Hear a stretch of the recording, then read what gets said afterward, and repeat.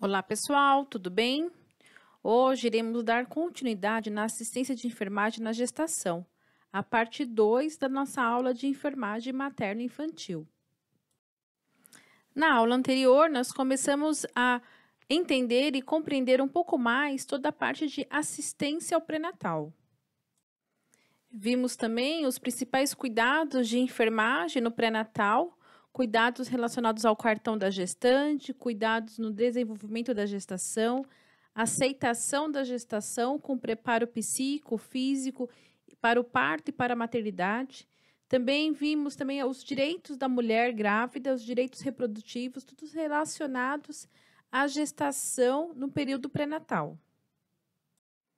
Na aula anterior, também vimos os hábitos saudáveis de alimentação e nutrição da gestante, a imunização com a carteirinha de vacinação atualizada e a parte de relacionamento afetivo e sexual envolvendo a gestação. Recordamos também os cuidados com a criança recém-nascida e a importância da mãe ter a consciência e a importância desse cuidado. Também vimos o preparo da amamentação, a importância da mãe de preparar o seio para uma amamentação com qualidade, realizar exercícios com bico, fazer toda essa conscientização e esse preparo durante o pré-natal da paciente. Agora, iremos falar um pouco dos tipos de partos e os aspectos facilitadores do preparo da mulher. Todo o início do trabalho de parto, as suas etapas e todos os seus cuidados. Também é importante orientar a paciente sobre exercícios para fortalecer o corpo na gestação e também fortalecer no momento do parto. Nós realizamos várias atividades e exercícios para essa gestante no momento do parto para facilitar o canal de parto. Exercícios com bolas de pilates, exercícios de agachamento, tudo isso para facilitar o momento do parto. Também é importante orientar a paciente sobre as anormalidades durante a gestação, do trabalho de parto, o parto e a amamentação, todas as novas condutas e também os seus encaminhamentos. Qual encaminhamento ela deve seguir a partir do momento de nascimento até o posto de saúde, toda a interligação com a rede de saúde e seus acessos. Essas são informações importantes que devem ser fornecidas no pré-natal para que a gestante possa visualizar todo o seu encaminhamento e ter ciência de todas as intercorrências envolvidas. Um cuidado relacionado ao pré-natal é muito importante a gestante saber a sua data provável de parto e também a idade da sua gestação. Este cálculo é direcionado ao médico obstetra ou também ao enfermeiro, o enfermeiro obstetra que vai realizar esse cálculo para a gestante. Mas eu trago para vocês o esquema do cálculo para que nós possamos saber também, ter ciência deste cálculo. Então, o cálculo da idade gestacional e data provável de parto, é importante que a gestante tenha uma data de DUM. O que é DUM? Uma data da última menstruação conhecida. Ela tem que saber a data da última menstruação dela, para a gente calcular uma data provável do parto, DPP. Quando esta gestante não sabe a última menstruação dela, aí somente vai conseguir saber a data provável do parto ou a data provável de idade gestacional através de uma ultrassom. E aí serão somente especulações, a gente não sabe a certeza, né? Então, a ultrassom, ela dá uma data provável, né, com base no crescimento da criança. Agora, se a mãe conhece a data da última menstruação, nós conseguimos sim realizar um cálculo. Então, nós temos o cálculo da idade gestacional, que pode ser identificada por dia ou por semanas, né? Quantas semanas de gestação você está. E é importante para realizar esse cálculo que a mãe saiba a data da última menstruação. Nós vamos utilizar o primeiro dia do último período menstrual, ou seja, quando ela menstruou pela última vez. Aí vamos fazer um exemplo. O último dia de menstruação foi em 25 de maio de 2020. Hoje, por exemplo, é 16/7 de 2020, 16 de julho de 2020. Ou seja, desde o último dia de sua menstruação até hoje, foram 53 dias. Dividindo isto por 7, que é os dias da semana, é igual a 7,5, ou seja, 7 semanas e 5 dias de gestação. Ou, se formos dividir por mês, seria um mês, que são 30 dias, uma semana e 6 dias. Este seria o cálculo de data de gestação, idade gestacional. Agora, para cálculo de provável de parto, de data provável de parto, nós temos uma pequena diferenciação. Por exemplo, para os meses de janeiro, fevereiro e março, que a criança irá nascer no mesmo ano, né, a gente vai acrescentar no cálculo mais 7, mais 9, né, mais 7 relacionado aos dias da semana, mais 9 relacionado ao mês, e não vamos mexer no ano. Como que vai ficar essa conta? É uma conta de multiplicação. Por exemplo, se a data da última menstruação foi dia 2 do mês de março de 2020, nós vamos acrescentar no dia mais 7, no mês mais 9. E no ano não vamos modificar nada. E a data provável do parto, com esta soma, será 9 de dezembro do 12, né, de 2020. Então, este cálculo se refere entre os meses de janeiro, fevereiro e março, que a criança irá nascer no mesmo ano. Agora, a partir de abril, né, abril, maio, junho, julho, agosto, setembro, outubro, novembro e dezembro, a criança já vai nascer no próximo ano. E aí, para este cálculo, nós temos que acrescentar mais um, que é do próximo ano. Então, iremos acrescentar mais 7 dias da semana, menos 3, por quê? Porque vamos descontar esses menos 3 do mês de janeiro, fevereiro e março, e mais 1, que é do próximo ano. E aí, um exemplo, a data da última menstruação, que foi 5 de maio de 2020, com o cálculo mais 7, menos 3 e mais 1, vai dar uma data provável de parto de 12 de fevereiro de 2021. Estas somas de mais 7, menos 3, mais 1 não mudam. O que vai mudar vai ser a data da última menstruação. Vocês podem verificar aí, pegar uma gestante conhecida de vocês e tentar montar o cálculo, para vocês saberem mais ou menos. Isso é uma regra, né? É uma regra que existe, que nós fazemos, se fundamentamos e fazemos esse cálculo. Ok, pessoal? Informação importante, né, para a gente saber um conhecimento a mais. Os cuidados de enfermagem, também no pré-natal, diz respeito aos exames de rotina. Já no primeiro trimestre, a paciente tem que coletar vários exames. Exames de hemograma completo, para verificar a dosagem de hemoglobina, né, HB, HT, leucócito, se ela está com alguma infecção. HB e HT, para quê? Vai avaliar a sua anemia, como que está, se ela tem anemia ou não.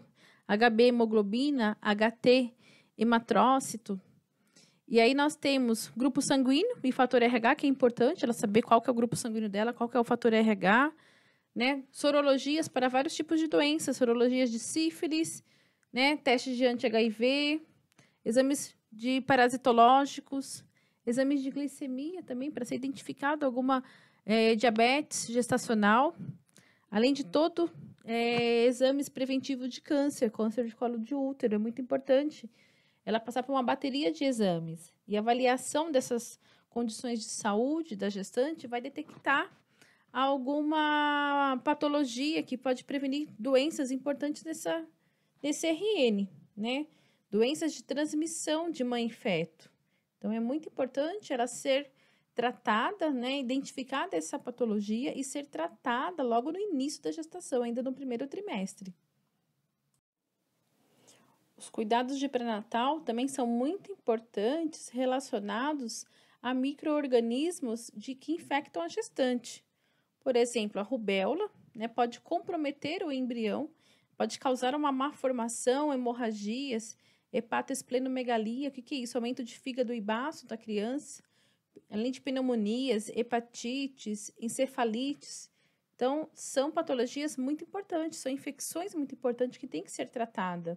A rubéola, infelizmente, pode ser pode gerar uma cegueira na criança, a criança pode nascer totalmente muito comprometida. A sífilis é muito importante ser diagnosticada e tratada, né? Tratamento de sífilis é com penicilina e deve ser tratada. A tuberculose congênita também, há um grande risco de óbito fetal, aborto, um parto prematuro, se for diagnosticada a partir do 5º mês de gestação. Também temos a toxoplasmose congênita, lembrando que todas essas patologias causadas por micro-organismos que infectam a gestante, elas podem causar sérios agravos ao feto, né? Sérias anomalias ao feto. É uma grande diferença da toxoplasmose para a rubéola e a sífilis é que, independentemente da idade gestacional em que ocorra a infecção do concepto, a infecção do bebezinho, do feto, os danos podem ser irreparáveis, né? Dependendo do tipo, do qual o período que foi diagnosticado, se não há tratamento, não tem reversão, pode causar sérios danos, a criança nascer com sérias anomalias, sérias sequelas gravíssimas. Por isso que é muito importante manter as consultas de pré-natal e fazer todos os exames relacionados. Também nós precisamos orientar essa paciente gestante, né, sobre as principais sensações de mal-estar durante a gestação, né? Sensações de náuseas, vômitos, cialorreia, que é aquela grande quantidade de saliva, pirose também, que é aquela queimação gástrica. Aí a gente tem que orientar que para diminuí-los, temos que orientar ela sobre uma dieta mais fracionada. O que é uma dieta fracionada? É comer aos pouquinhos, né? No mínimo, umas 6 refeições leves ao dia. Evitar o uso de frituras, gorduras, alimentos com odores, com cheiros muito fortes, né? Alimentos desagradáveis. Também orientar sobre a ingestão de líquidos durante as refeições. Tem que evitar um pouco, para não encher muito a composição gástrica, né, que aí pode ter alguns regurgitamentos, tem que comer com um poucos mais de intervalos. Comer bolachas mais secas antes de se levantar, né, tomar copo de água gelada para amenizar, colocar algumas gotas de limão nessa água para melhorar um pouco essa parte de digestão, essa parte das náuseas. São complicações que começam e chegam até o 1º trimestre de gestação, ficam com bastante evidência. Ainda chupar laranjas para amenizar um pouco esses enjoos e evitar café, chás mate, fumo, doce, álcool também.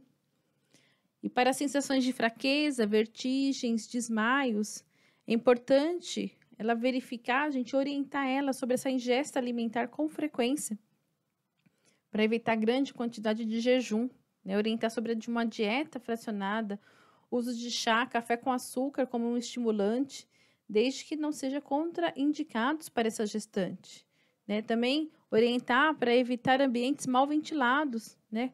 Ou alguma mudança brusca de composição, de inatividade, está lá sentada, de repente levanta de uma vez, ela pode sentir uma tontura, um mal-estar, ter vertigens, né?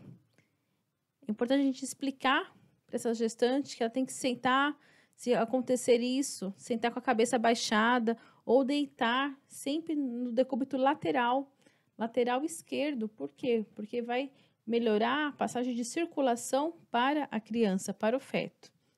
Respirar profundamente, pausadamente, com calma, que essas sensações vão passar. Sempre que ela sentir uma sensação, procurar um local tranquilo para sentar, respirar fundo, né, pausadamente, que vai minimizando essas sensações de vertigens, desmaios, fraqueza, que são muito comuns no 1º trimestre de gestação. Também é comum o aparecimento de corrimento vaginal, que geralmente a gestante ela já apresenta a região um pouco mais úmida, em virtude de todo esse aumento de vascularização e mudanças hormonais. E na ocorrência de um fluxo de uma cor mais amarelada, esverdeada ou com algum odor fétido, com prurido ou não, né, coceira ou não, tem que agendar uma consulta médica urgentemente, que pode ser algum tipo de infecção. Então, nós temos que orientar essa gestante sobre os cuidados vaginais, né? Também orientar sobre polaciúria, o que é isso? Muitas vezes, ir no banheiro muitas vezes, por que isso ocorre, né? Reforçar sempre a importância da higiene íntima, Por ela já ter essa região um pouco mais vascularizada, ela pode ter grande incidência de infecções de urina, porque ela está indo muitas vezes ao banheiro, ela tem que ter esse reforço da higiene íntima, né? Toda vez que ela for no banheiro. E agendar consulta médica ou de enfermagem, se caso aparecer uma desura, que seja dor ao urinar ou urinar com sangue, ela tem que procurar uma consulta médica, sendo acompanhada ou não de febre. Já são sinais possíveis de infecção, não tem que esperar ter febre. Se ela percebeu que ela está indo muitas vezes no banheiro, está tendo dor, está tendo urina com sangue, ela tem que procurar um médico com urgência. E a polaciúria, ela é muito evidenciada acima do segundo trimestre de gestação. Por quê? A criança já está crescendo, a criança fica muito próximo da bexiga da mãe, e aí vai comprimindo, com o crescimento do abdômen, vai comprimindo o tamanho da bexiga. E a bexiga já vai perdendo o reservatório, então ela vai ficando menorzinha. Então, um pouquinho de urina que acontece, que acumula, vai ter que ser eliminada. Por isso que ela vai muitas vezes ao banheiro. Também precisamos orientar sobre o sangramento nas gengivas, né? Recomendar o uso de uma escova de dente mais macia, realizar uma massagem na gengiva, né? E agendar um atendimento odontológico sempre que possível, porque pode ocorrer sim esse sangramento na gengiva no caso das gestantes. Também precisamos de orientá-la sobre flatulência, constipação intestinal, dor abdominal, cólicas. Nos casos dessas flatulências dos gatos ou constipação, orientar sobre uma dieta rica em fibras, orientando evitar alimentos de alta fermentação, como, por exemplo, feijão, período noturno, recomendar sobre o aumento da ingestão de líquidos, né, água, sucos, né, adicionar, estimular a gestante a fazer caminhadas, né, se movimentar, regularizar assim, esse hábito intestinal dela adequado, para ela ir no banheiro todos os dias, um horário que considere ideal para a sua rotina. Também é muito importante, se possível, agendar uma consulta com o nutricionista, para ela ter toda essa orientação alimentar, né? Também, se a gestante apresentar alguma flacidez de parede abdominal, sugerir o uso de cinta, né? Uma cinta adequada. Às vezes a gestante tem uma barriga gestacional, um abdômen muito elevado, gestação de múltiplos, tem uma barriga muito grande. É muito comum o uso de cintas apropriadas para segurar a barriga, ajudá-la a segurar a barriga. Em alguns casos, o médico vai indicar alguns medicamentos para gases, para constipação, para cólicas também. Então, nós temos que ter essa orientação já no pré-natal, para ela já saber das suas intercorrências. Também, infelizmente, é muito comum as hemorroidas, a gente tem que orientar essa gestante, fazer uma dieta rica em fibras, né, evitar estar com constipação intestinal. Se estiver com constipação, ir no médico, procurar atendimento médico, não usar um papel higiênico colorido ou muito áspero, né, dar preferência para os lencinhos umedecidos, para não provocar nenhuma fissura, nenhum machucado, né, nenhuma irritação no local. E ter uma higiene perianal muito importante, com água e sabão neutro sempre que possível. Também é muito comum ter essa alteração no padrão respiratório, é frequente no período de gestação. Também, além do segundo trimestre de gestação, é muito comum, porque em decorrência do aumento do útero, ele vai impedir uma expansão do diafragma. Então, o tórax também fica comprimido. E vai intensificar por uma postura inadequada, né? Uma ansiedade da gestante. E ela acaba respirando com maior dificuldade. Nesses casos, a gente tem que orientar a gestante a ficar sempre de decúbito lateral esquerdo, né? De preferência o esquerdo, mas pode ficar de direito também, mas sempre priorizar o esquerdo. E também o uso de travesseiros podem possibilitar uma elevação do tórax, melhorando assim uma expansão pulmonar. Também é importante ficar atento a outros sintomas, como uma ansiedade, uma cianose de extremidades. O padrão respiratório irregular é um pouco comum, ter essa dificuldade de respirar, mas ela não é comum ela ficar com as extremidades cianóticas, apresentar boca roxa, mãos com cianose, isso não pode, né?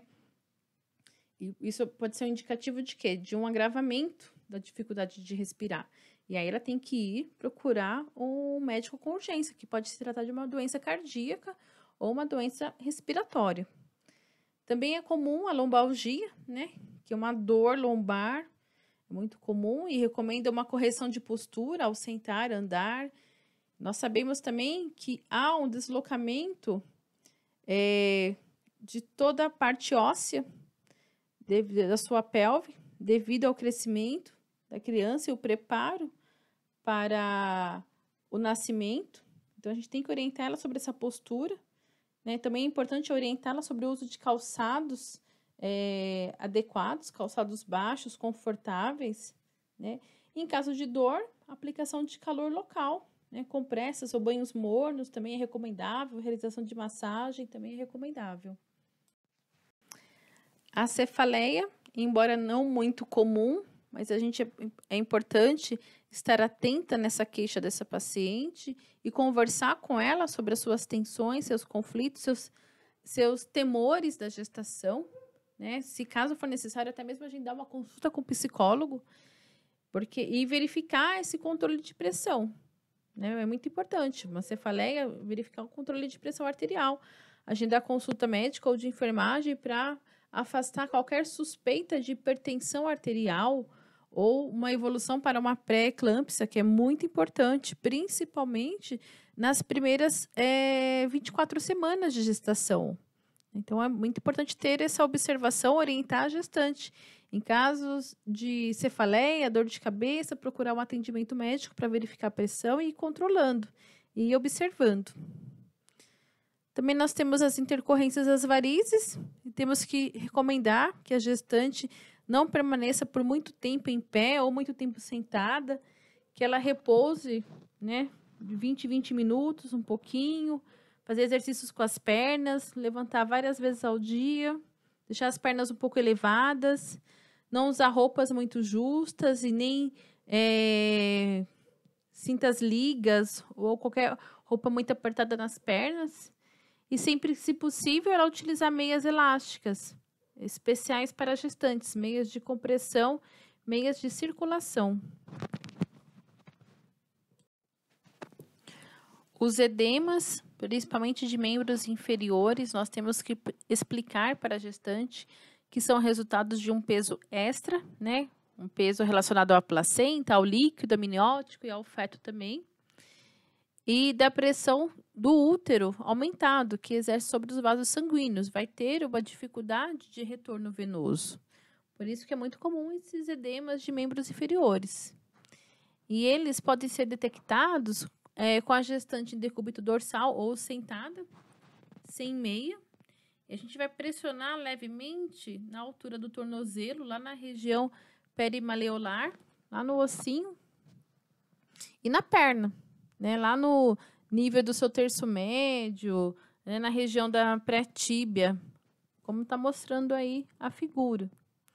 E esse edema vai ficar mais evidenciado mediante uma presença de uma depressão duradoura, que a gente chama de cacifo, né, no local pressionado, ou seja, você vai apertar e vai visualizar a marca do sua digital, do seu dedo, lá na perna da paciente. Isso é um indício de um edema bem evidenciado. Nestes casos, vai recomendar que a gestante mantenha as pernas elevadas por pelo menos 20 minutos, 3 a 4 vezes ao dia, e quando possível, ela usar uma meia elástica apropriada. Mas para isso, ela vai ter que passar assim com uma consulta médica, para ter toda uma avaliação que pode estar relacionada também com a pressão arterial. As cãibras também ocorrem na gestação e temos que recomendar a gestante que realiza massagens neste músculo contraído e dolorido mediante uma aplicação de calor local e evitar o excesso de exercícios. Temos também que orientá-la sobre a hiperpigmentação na pele, que é muito comum na gestação, mas costuma diminuir ou desaparecer em tempo variável logo após o parto, né? Pode apresentar como manchas escuras no rosto, chamados de cloasma gravídico. Os mamilos podem ficar mais escurecidos, ou ainda um escurecimento da linha alva, chamada de linha nigra, que é a linha que ocorre no meio da barriga, como na ilustração. Nós temos o cloasma e a linha nigra. E para minimizar essa presença desse cloasma gravídico, essas manchas, recomenda a gestante sobre a exposição ao sol. Uso de protetor solar, chapéu, sempre que ela for ter contato com o sol, porque essas manchas estão muito relacionadas a fatores externos, ao fumo, à exposição ao sol. Também temos que orientá-la sobre as estrias, né, explicar que são o resultado dessa distensão, né, dos tecidos, que não existe um método eficaz de prevenção, né? As estrias ocorrem pelo aumento, né, do volume do abdômen, das mamas, dos flancos, da região lombar, sacra, tudo isso há um aumento de volume, eles crescem, né, e aí ocorrem as estrias, que no início aparecem de uma cor arroxeada e tendem com o tempo a ficar de uma cor mais semelhante à cor da pele. E ainda, finalizando os cuidados de enfermagem no pré-natal, nós temos que orientar essa gestante sobre o tampão mucoso, né, que no final do terceiro trimestre de gestação, às vezes uma semana antes do parto, já ocorre a saída de um muco branco, um muco parecendo um catarro mesmo, que é chamado de tampão mucoso. O qual pode ter sinais de riscos de sangue no momento do parto, né, e a respiração deve ser feita de uma forma tranquila. Né? Então, a gente tem que respirar, quando a gente orienta a paciente a ficar respirando, assim que sair esse tampão. Por quê? Como nós podemos observar aí na imagem, esse tampão sai bem antes da criança. Então, é porque está bem próximo do parto mesmo. E aí, a gestante e o seu acompanhante devem ser bem orientados. Assim que sair esse tampão, perceber essa saída de tampão, procurar imediatamente o hospital. Né? Ao perceber qualquer intercorrência durante o período gestacional, também ele tem que procurar o hospital. Qualquer perda transvaginal, perda de líquido, de sangue, de corrimento, presença de dores abdominais, tipo cólicas, dores mais localizadas, contração do abdômen, né? Um abdômen mais duro, que pode ser uma contração pré-parto, né? Também uma parada, se eu tenho que procurar um médico, se ela perceber que por algum motivo, algum momento, o bebezinho parou de se movimentar, né? Também procurar se perceber que está tendo muitos edemas de membros inferiores, superiores também, ou um ganho exagerado de peso. Ela tem que fazer esse acompanhamento. Também ir diretamente no médico se ela perceber que está ficando com a visão turva, presença de fortes dores de cabeça, que pode ser um indício de pré-eclâmpsia, né? De uma hipertensão gestacional. Né, ou dor na nuca também, então são fatores muito importantes. E a presença do tampão mucoso é um indício forte de trabalho de parto, né, de início de trabalho de parto, e ela deve procurar o médico, o hospital imediatamente. Esses são alguns cuidados de enfermagem que nós temos que orientar a gestante ainda no período de pré-natal. E também, falando um pouco de algumas intercorrências, nós temos o abortamento, né, dessas intercorrências na gestação.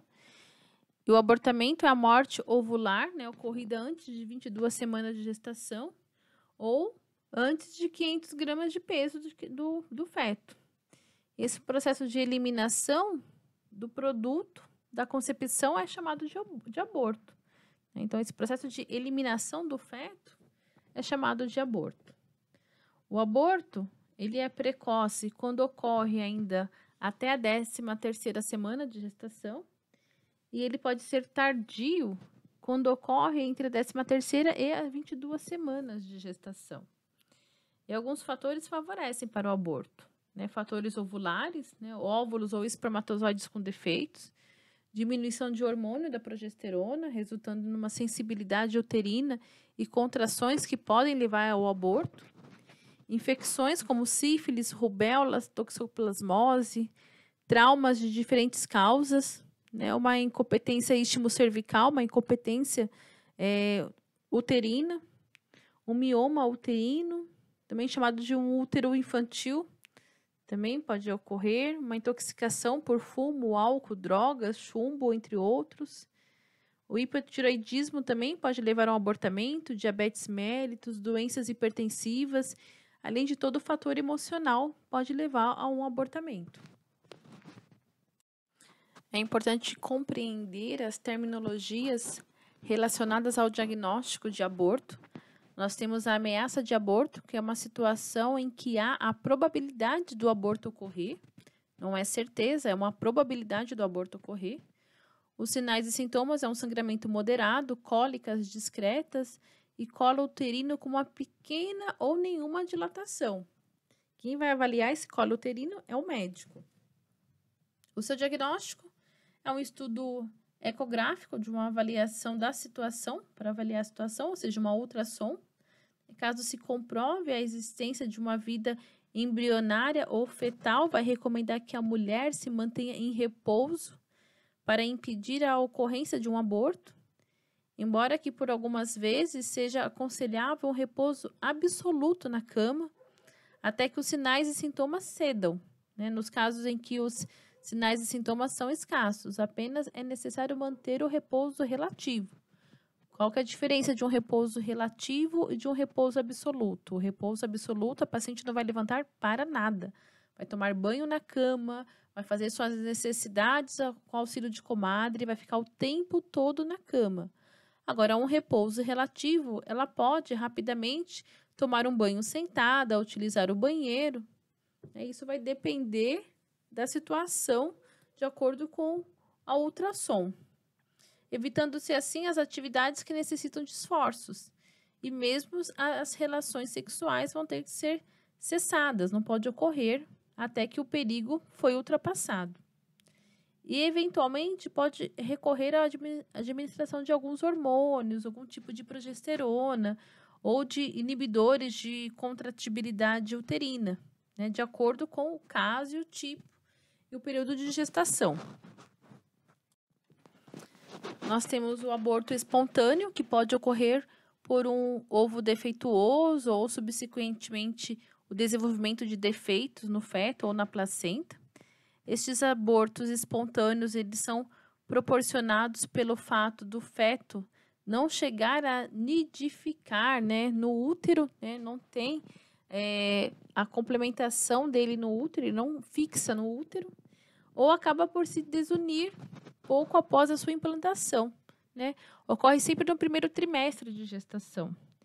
E as causas são variadas, defeito no desenvolvimento do embrião, todo tipo de patologia geral ou genital da mulher, algumas anomalias genéticas ou cromossômicas das células germinativas, que vai ocorrer na fecundação, problemas endócrinos, metabólicos, tais como diabetes mellitus mal controlada, hipotireoidismo, déficit de progesterona, complicações da insuficiência renal crônica, cirrose hepática avançada, ocorrendo também muitas vezes por doenças como doenças infecciosas, entre as quais, né, nós já comentamos a rubéola, toxoplasmose, sífilis, a infecção por citomegalovírus e outras de origem viral.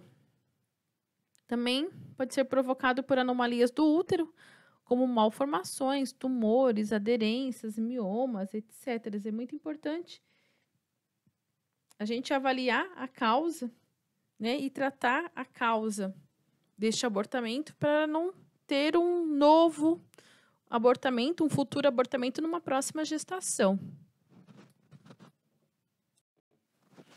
O aborto também pode ser originado por uma exposição a tóxicos ou agentes externos prejudiciais, tais como radiações, metais pesados, drogas, tabaco ou álcool. E também nós temos algumas outras classificações. Ele pode ser evitável ou inevitável, um aborto inevitável. Ele também pode ser um aborto completo ou um aborto incompleto, ou um aborto terapêutico ou infectado. O aborto evitável, o colo do útero não se dilata, sendo evitado através de repouso e tratamento, um tratamento conservador. Então, o aborto ele é evitável. O aborto inevitável, quando o aborto não pode ser prevenido, não pode ser controlado, acontecendo a qualquer momento. Apresenta-se um sangramento intenso, uma dilatação espontânea e rápida do colo uterino, e contrações uterinas. Então, o aborto vai acontecer. Não há medicamento, não há tratamento, não há repouso. Ele é inevitável. Temos o aborto completo, que quando o feto e todos os tecidos a ele relacionados são eliminados, ele sai tudo, sai a placenta, sai todos os tecidos. Ele também pode ser um aborto incompleto, quando algum tecido permanece retido no interior do útero. E aí vai a necessidade de fazer, sim, uma remoção cirúrgica, uma curetagem para limpar esse tecido e remover esse tecido. Temos também o aborto terapêutico, que quando a intervenção médica é aprovada pelo Código Penal brasileiro, ele pode ser praticado com o consentimento da gestante e do seu representante legal e é realizado nos casos em que há risco de vida ou a gravidez decorrente de um estupro, há um aborto legal. Também pode acontecer um aborto infectado, que quando ocorre infecção intraútero por ocasião do abortamento. Esse abortamento infectado acontece na maioria das vezes durante as manobras para interromper uma gravidez. Então, a mulher vai apresentar uma febre de grau variável, dores discretas e contínuas, uma hemorragia com odor fétido, né, uma secreção cujo aspecto depende do micro-organismo, vai apresentar uma taquicardia, desidratação, diminuição dos movimentos intestinais, uma anemia, uma peritonite, uma septicemia, pode levar até um choque séptico, pode ocorrer a morte. Então, o aborto infectado, ele é muito preocupante. Em muitos casos, pode ocorrer também uma endocardite, uma miocardite, um tromboflebite, uma embolia pulmonar. Então, o abortamento infectado ele pode levar à morte da paciente. E ele, algumas vezes, ele é ocasionado durante as manobras para interromper a gestação. E essas manobras podem ser variáveis, né? Desde tentarem tomar algum medicamento ou enfiar, né? Adentrar com algo que vai perfurar o útero da paciente.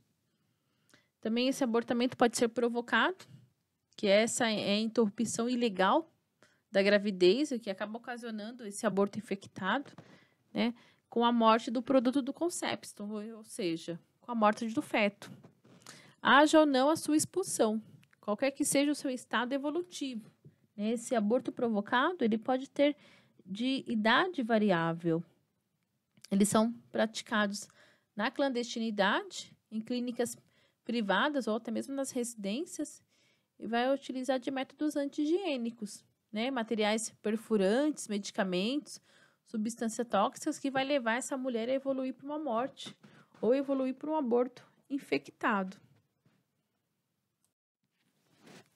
Nós temos também o aborto retido, que é quando o feto morre e não é expulso. Ocorre, assim, a maceração.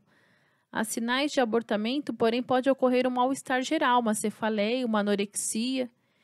Em casos de aborto retido, é também necessário eliminar todos os restos de gestação do interior do útero, né? Caso o problema surja no primeiro trimestre, pode-se efetuar uma eliminação do conteúdo do útero através de uma aspiração ou mediante uma curetagem, enquanto que se ocorrer mais tarde, costuma optar pela administração de medicamentos, que vai estimular a contração uterina de modo que a evacuação, né, a saída desse feto seja menos traumática. Ou seja, se for um aborto retido de uma idade gestacional mais elevada, vai optar por ter um parto natural, né? Vai entrar com medicações para que seja expelido esse feto e, se necessário, entrar com uma curetagem, né? Realizar a curetagem se caso estiver restos placentários. Caso contrário, vai optar por um aborto, por um nascimento, né? Na verdade, para a saída, descida naturalmente deste feto. Temos também o aborto de repetição, que é habitual quando a mulher apresenta vários abortamentos repetidos, né, 3 ou mais, de causa desconhecida ou constitui um problema de infertilidade, pois, embora não perturbe a proteção de fecundações, impede que as gravidezes terminem no nascimento. Então, não há o término dessa gestação. Neste caso, deve-se proceder a um estudo mais profundo para se atentar a determinar a origem do problema, né? E caso se descubra, ver se existe uma solução, já que por vezes o problema é provocado por um defeito e não é possível corrigir. Por exemplo, alguma alteração cromossômica hereditária, né? Embora em outros casos seja possível realizar alguma atuação mais eficaz. Mas o aborto de repetição tem que ser estudado, porque muitas mulheres tentam engravidar e sempre vai abortando e tem que verificar qual é a causa raiz deste abortamento de repetição e ver se tem alguma patologia envolvida, algo que a gente consegue resolver a situação. Os cuidados de enfermagem relacionados a um abortamento, seja ele imediato ou mediato, esses cuidados, é sempre controlar os sinais vitais, verificando os sinais de choque hipovolêmico, mediante a avaliação da coloração de mucosas, avaliação da pressão, com foco na hipotensão, né, no pulso, avaliar como que está esse pulso, se está fraco ou rápido, uma pele fria, pegajosa, uma agitação, uma apatia, né, que são sinais de um sangramento, de um choque hipovolêmico. Verificar esse sangramento e a presença de partes de placenta ou embrião nos coágulos durante a troca dos absorventes, né, colocados na região vulvar, avaliar a quantidade de sangramento pelo volume do sangue e números de vezes que se troca esse absorvente. É muito importante ter uma avaliação desse sangramento. Controlar o gotejamento de hidratação, né, hidratação venosa, para a reposição desse líquido, né, ou de sangue.